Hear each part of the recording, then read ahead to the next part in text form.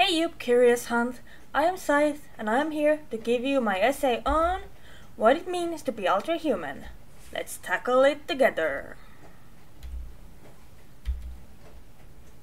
So, first we should define what the term Alterhuman even means. It is an umbrella term and it means that someone doesn't identify as a human at all or completely. Other style writing is alter being. The term was originally coined in 2014, but it gained wind under its wings between 2016 and 2023. The term Alterhuman was born because some peeps didn't like the term otherkin being the umbrella term and wanted a separate term. The original term was a mouthful called Alternative Humanity Personal Identity, or AHPE.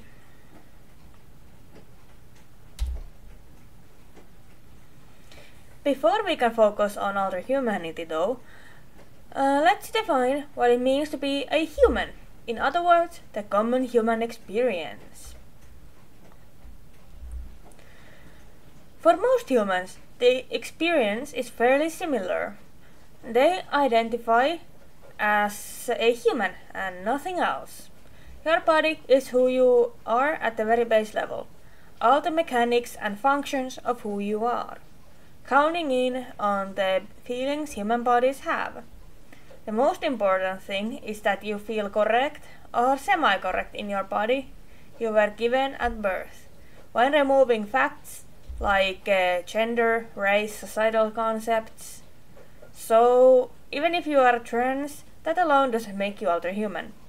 For trans peeps, usually the one thing that feels wrong is gender, not the whole idea of being a human.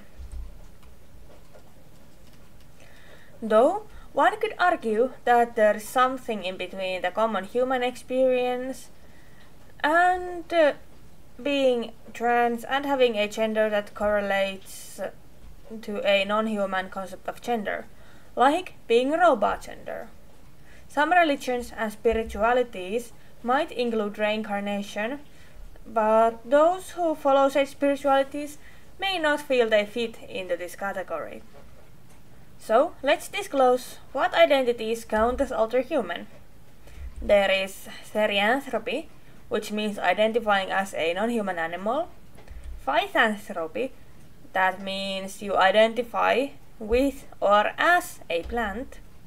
Otherkin, identifying as a non-human being. Fictionkin, identifying as something from a fictional media. And then there's a lot more. Stuff like other-hearted, archetypes, otherling, otherpaw. So basically everything in between non-human and differently human.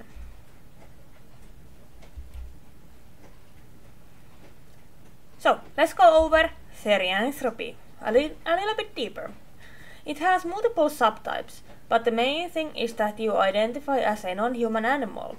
Most often, these peeps identify as canines or felines, but there's also avians, insects, reptiles, fishes, and of course, other mammals.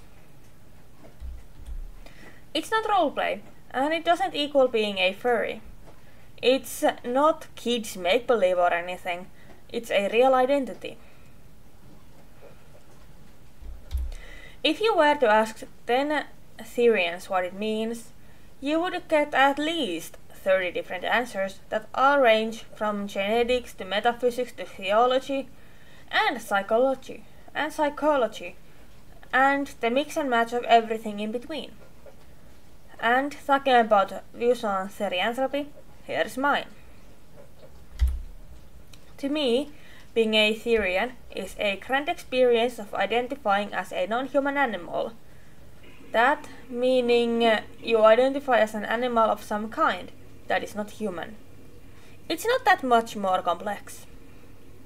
It's someone's experience of identifying as a non-human animal.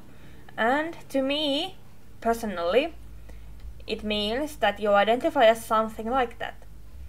The difference between Therian and otherkin is that Therians are more often feral animals, whereas Otterkin are more intellectual. The logo, or the symbol of therianthropy, is called the Theta Delta. And you have probably seen it in a few places.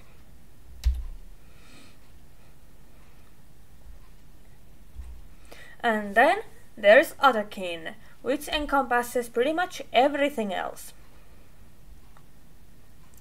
Otterkin has a long history that begins all the way from the year 1972, and the recorded history of the community begins. It starts with several groups of elves. The most known group, and the group that adopted the seven-pointed star, known as the Elven Star, which became a symbol of Otterkin identity, was called the Elf Queen's Daughters. The sisterhood of Elf Queen's Daughters began in Illinois.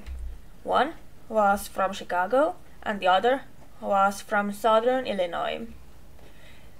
These two that started it all were called Arwen, or Susie Cream Cheese, and Eleanor, or Mary Sunshine. The story goes that they channeled a spirit with an Ouija board, and that spirit told them to start the Elf Queen's Daughters group. Arwen and Eleanor were also respected enchantresses and very adept witches. The mailing list of the Elf Queen's Daughters had, at its peak, over 300 addresses all around the USA and Europe, and was active from 1974 to 1977. After the Elf Queen's Daughters were disbanded, another group called Silver Elves were born. And again, the definition of Otterkin varies from one to another. For everyone, the experience of being an Alterhuman is different, to the point of even how public it is. Some are very much open about their identity, and others are not. For some, they don't even ever mention it. For some, it's the core of their being. So, I asked many different peeps about their experiences. I asked for an input on a Discord server and conducted a survey, which gathered 31 answers, so it was a very small scale survey, but it is what it is. The first question of the survey was what Alterhuman label you identify as, and there was possibility of multiple answers. The main question was Alterhuman traits and experiences, which we will go over in a little bit. Most of the answers were either Therian 16 or Otterkin 17. The other labels were Fictionkin 7 answers, Otterpaw 1 answer, Coping Link 5, Otterhearted 13, Otterlink 4, and just Alterhuman 7, or something else, and custom labels 14 answers. Today we will focus mainly on Therians and Otterkins for their experiences, since they were the overwhelming majority. I will make separate videos on the other labels as well. So let's talk a little bit about Therian traits. From dietary choices to ways of interacting in social situations, to things like fashion, style, and music taste, to all the way to work ethic. Paraphrased from an answer to my survey, this specific beep identifies as a Yukon wolf, ginger cat, and Belgian Malinois, and is a close friend of mine. Their main traits that they associate with Alterhumanity are listed above, but also, rephrasing those, they are energy, social interactions, instincts, food, and nature drive. Also, make sure you check out their Instagram and TikTok. They deserve all the love. I personally don't really like TikTok, but I'm shouting out the Sunflightcat on TikTok and Insta. Links in the description, and the name is on the slide as well. But back on topic, and not shouting out a friend. As I went through the answers, I noticed a common theme of diet, natural area, and vocals being the most seen answers. The least recorded were dreams, culture, dysphoria, surprisingly, and gear. For other kinfolk who answered the survey, the overwhelming answer was, it's just a way of life. For them, their identities aren't tied to much else. They live as who they are, and that's about it. As a side note, there was also plurality mentioned a few times. That was not surprising for both. The most surprising for both was that neither Therians or other kin who participated really mentioned gear. It was surprising to me at least, because along with quads in therianthropy, those two things are the most often mentioned and used in an argument of being a Therian or other kin. So let's go over next about some myths and misconceptions about Alterhumanity I have gathered. All Alterhumans are furries. No. Being a furry means you roleplay as an anthropomorphic animal. You need to wear masks and do quads. No. You make your rules for your identity. If quads and masks make you feel good, then go for it. But it's not all in all. Also, making a note to an earlier slide where we disclosed that not many Alterhumans consider gear as something they'd count in. You need to have past life memories. You don't need to have past life even in the first place. It's just the phase of children or teenagers. It's not necessarily. For some, it might be, but not for everyone, because I happen to know people in their 30s and 40s that are Alterhuman. Confusing the experience with mental illness. However, there's multiple white papers that's been written about disproving that it's a mental illness. Although they might overlap, it's not one. I had the pleasure of making a presentation on 2 divine kings.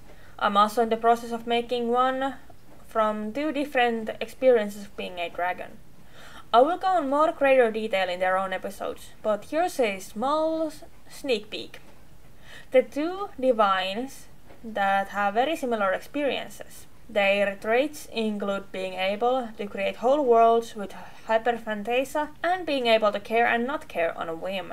For the 2 dragons, however, their experiences are very different. Where the other considers things like autonomy and independence, the freedom of flying, the other considers their work as a nurse that correlates to protector and healer dragon archetype. There's a ton of more for both of them, so stay tuned. But there is one question. Who am I to yap about all of this? Well, there is a reason my VTuber avatar is a fox. I identify as multiple beings I have listed in this video. For one, I am a small Aurora Embers fox, also known as Tulikettu from Finnish mythology, but also a huge gargantuan leviathan from Subnautica. Other creatures I kin are the angelic Grim Reaper, Ace of Hearts concept, and archivist and mad scientist Archethropes. I'm also a Damien and a Tulpamancer, and have experience with different mental illnesses and much more.